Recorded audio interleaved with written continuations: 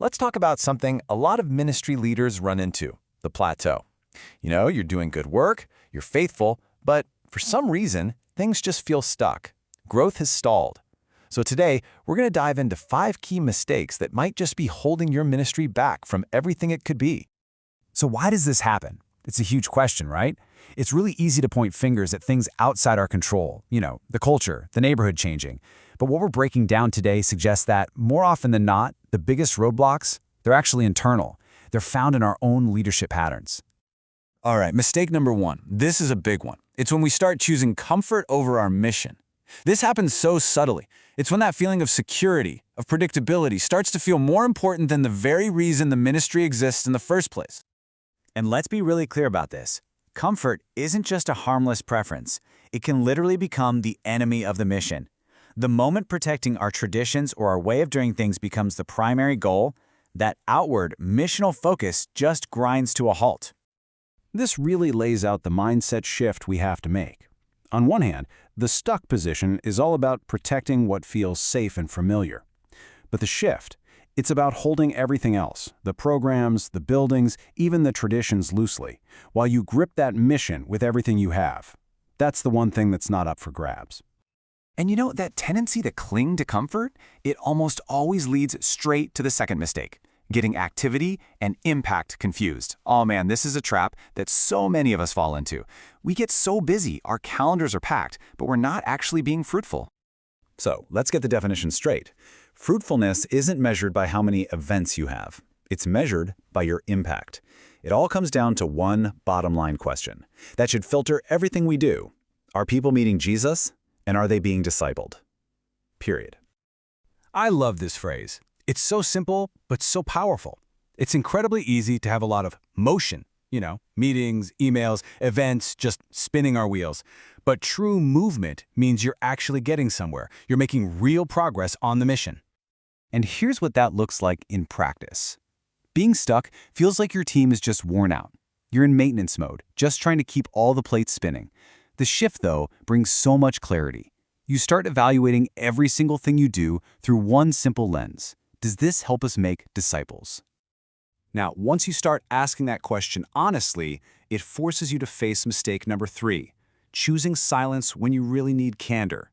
This is about avoiding those tough but totally necessary conversations. You know the ones I'm talking about.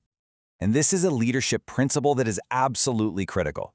Because what you're willing to tolerate, whether it's mediocrity or a bad attitude or a lack of accountability, that stuff doesn't just stay in a corner. Over time, it will grow and eventually come to dominate the entire culture of your team.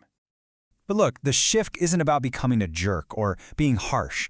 It's about developing a healthy culture of what's called grace-filled candor. That just means you care enough about the mission and about your people to speak the truth, but you always do it in love. That lack of candor, well, it often comes from a deeper issue, which brings us to mistake number 4, the leader who tries to do everything themselves instead of empowering other people. And this usually comes from a good place, right? A desire to serve. But it ultimately puts a lid on growth. This quote just says it all, doesn't it? When the leader does everything, they unintentionally train everyone else to just sit back and watch. You create spectators. But the goal isn't to be the star player, it's to build a whole team of ministers. So what's the shift? Well, you go from a situation where the leader is totally burnt out and the people are passive, to a culture where the leader's main job is to equip, to train, and to release others to do the work. It's a game changer. It totally redefines your role as a leader. But here's the thing.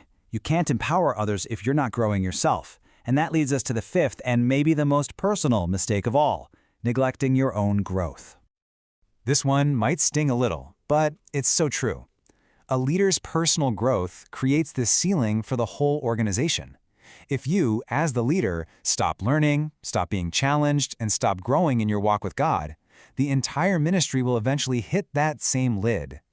The connection here is just direct. You can't get around it. A stagnant leader will produce a stagnant church. So the shift is a deep personal commitment to keep growing, to stay teachable, to get coaching, and most importantly, to intentionally invest in your own relationship with God every single day. Now, after all that, here's the really good news. Every single one of these mistakes is fixable. It's not a life sentence. And it really just boils down to two things. First, honesty. You have to be willing to actually name it, to say, this is where we're stuck. And second, courage. The courage to make a choice to lead in a different way, starting today. So in the end, it all comes down to this one really powerful question. Is your ministry a dynamic, forward-moving movement that's passionately dedicated to a mission? Or has it become a museum, just carefully preserving the relics of what God used to do? It's a tough question, but answering it honestly might just be the breakthrough you've been looking for.